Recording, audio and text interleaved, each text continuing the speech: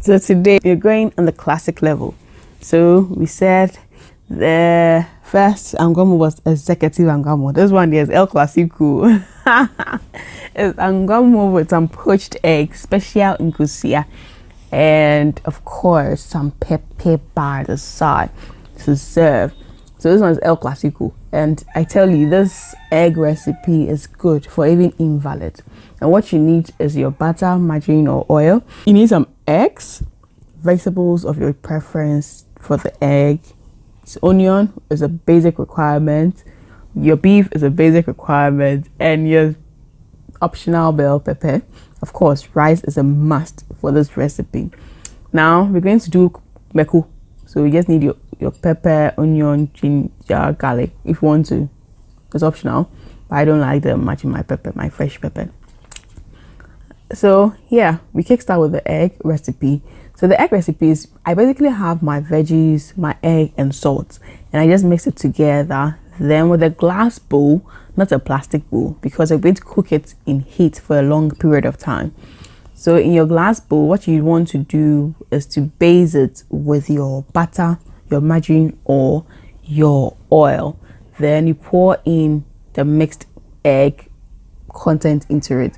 Now if you have this egg molds, you can also use it in there, but then just make sure your egg molds are well covered, because I didn't cover mine too well. It went a bit into it, and then you just put it on fire in your saucepan. Let's have enough water around it for it to cook beautifully. It's the water that's going to cook it, so there's no direct contact. And when you're done, it's very easy to take it out. Now when your egg is not done, it's not going to rise. So if you see that it's still level, that means it's not well cooked, and your fork will tell you that yes, this is not done, or your toothpick. You realize when you push the middle, it's just going to be runny in there. That tells you that your egg is still not ready. So you need to cover it up and allow it to cook. Usually this takes me about 20 minutes on medium constant heat. When it's on high heat, about 10 to 15 minutes, it should do for you.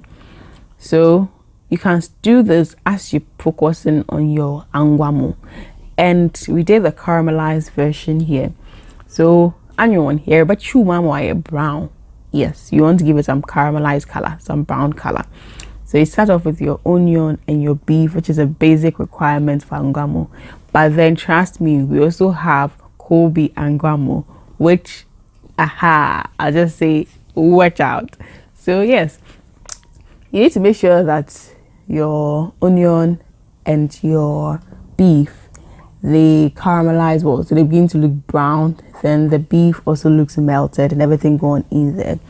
I like to add in my bell pepper later. I don't want to also brown that yet, because bell pepper gives it some aroma. I always say that if you don't know how to cook, or if you're learning to cook and you want to make an impression, the best things to have is to have some bell pepper. It always attaches some fragrance and some taste and some color, which gives you more points. So like I said, make sure your onion is crispy and caramelized. You can take a bit of it out before you add in your rice, just for toppings or for deco when you're done. So you add in your rice and you're going to fry in the rice just a little bit. What that is going to do is to partly cook the rice, and that also helps your rice to come out looking single, one. You don't want clustered Angua Mo. You see that thing? Angua Mo dear. And just say ding, but the answer get better so. And you should have your kanzu. So for rice, this braised rice recipe, there are two basic requirements. Don't let your rice come out too soft and soggy. Don't let your rice come out without kanzu. So yeah, you add in your water, add in your salt, just a little salt, because the beef is salty. If you're using a lot of beef in there, you may take out the salt. Yes. So yeah, once I add in my water, I just let it come to boil. And I always say there are different types of rice, and each rice and the quantity of water it needs. So be careful about your rice. Some take 1 part rice, 1 part water. Check your packages very well. They always give you a good clue as to the type of rice you are using, especially if it's the first time you're cooking with it. So I'm just going to leave it on high heat for it to just boil up. But then once the water boils, I lower the heat for the rice to take its time to finish cooking, because rice is about cooking with heat. Now you realize my egg is now all puffed up and the lid is even coming off easily. That means it is done. That is how I always catch it. So when you even use your fork in now, you realize that there's no water, there's nothing. It is so done. And see how simple this kosua recipe is. So it's not always you're going to fry. This is healthier and this is less work. Very. And I forgot to mention, for the egg I added a bit of pepper in just to give it some nice taste. So I just cut the fresh pepper to give it a bit of taste in there. Now because I said I was going to serve with Meko, where El Clasico, you need to grind your pepper. You could blend it, but then today we're going local, so we used our sanka. Now I start off by grinding your pepper because that is the toughest and the seeds are a bit rough.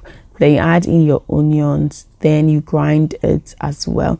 So yeah, especially this video, if it's your first time using that sanka, you can see how it's done.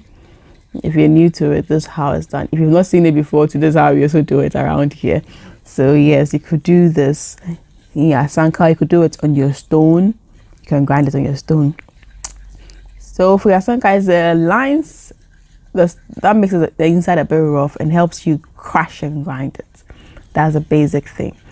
And how well or how smooth you'd want it is up to you all the time. So for me, I always say start with the stubborn ones first. Don't start with your tomato. It's going to add a lot of water in there.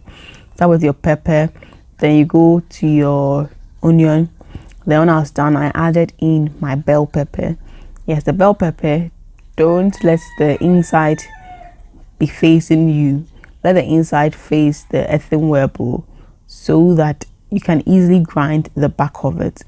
Then your tomatoes to do the same thing. So yes, in your sanka, just be careful to do this very well.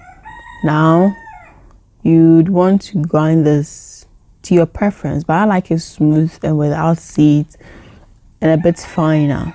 Yes, so you need to make sure you grind this beautifully, add in your salt, yes, and grind perfectly. So we're going to serve our El Clasico with, of course, pepper in the fresh pepper. Now this is a very beautiful dish because you have your rice, which is oiled enough, which has a bit of protein in because the beef is coming from cow, with onions in, so it gives you that healthy balance. And you don't want to be eating oiled stuff with another oil something. You need a bit of balance in there. So your fresh pepper always does the trick. And of course, our egg, which is protein, is also going to add up to it to give us that perfect balanced diet. See how shiny and sparkly my rice is? It's just smiling to us. Oh, look at the rice. So yes, I'm just going to level it nicely and put my napkin over and cover up. I always tell you to do this trick. This because you need heat to cook rice. You don't need water to cook rice. So if you have a problem cooking rice or getting your rice come out beautifully, it's probably because you're cooking with too much water and too much or too little temperature. So just do this trick and you're going to get good results. And when you're done, girl, get your mold and mold your rice up. Or you can serve your rice in your dish or your pan and your bowls. And of course, I told you, keep that onion, keep a bit of it for decor. And yeah, serve it with your pepper, your kosua, Meko. Yes. And yes, so those are simple El Clasico Angua Mo kosua recipe. Yes, so this is our braised rice with our poached eggs and a little bit of pepper. So till I see you in the next food video, lots of love from my team, and I do enjoy life to the fullest. And yeah, I'll see you when I see you. Mwah.